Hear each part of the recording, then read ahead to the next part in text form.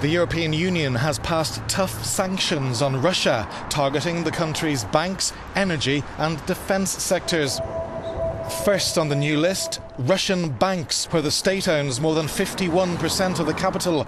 They will no longer be able to refinance themselves from the European financial markets. Also targeted, the defence sector. The EU has embargoed the export of military goods to Russia, including dual-use goods that can be used for both military and civilian purposes. Finally on Brussels' sanctions list, exporting so-called sensitive technologies from the EU to Russia will be banned. This targets the oil sector, particularly drilling equipment. Europe is heavily dependent on gas from Russia. The embargo does not target gas. According to one analyst, the sanctions will affect the Russian economy. Russia needs Western technologies in order to modernize.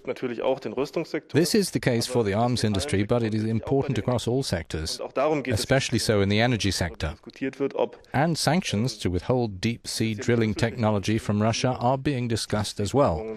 Once this cooperation ceases, it will be a drawback for the Russian economy, which can't easily compensate.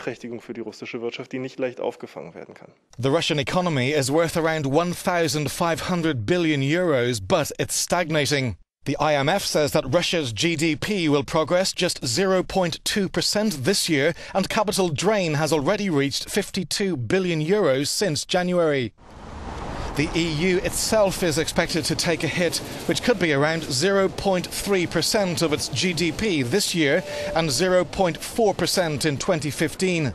One German MP said the German economy is already paying a price. Since the beginning of the year, we have seen our trade volume with Russia cut by 17%. Analysts are expecting a loss of 4 to 6 billion euros in turnover. That is an impressive number. According to figures from the European Commission, last year the EU exported goods to Russia worth just over 200 billion euros and imported 120 billion euros.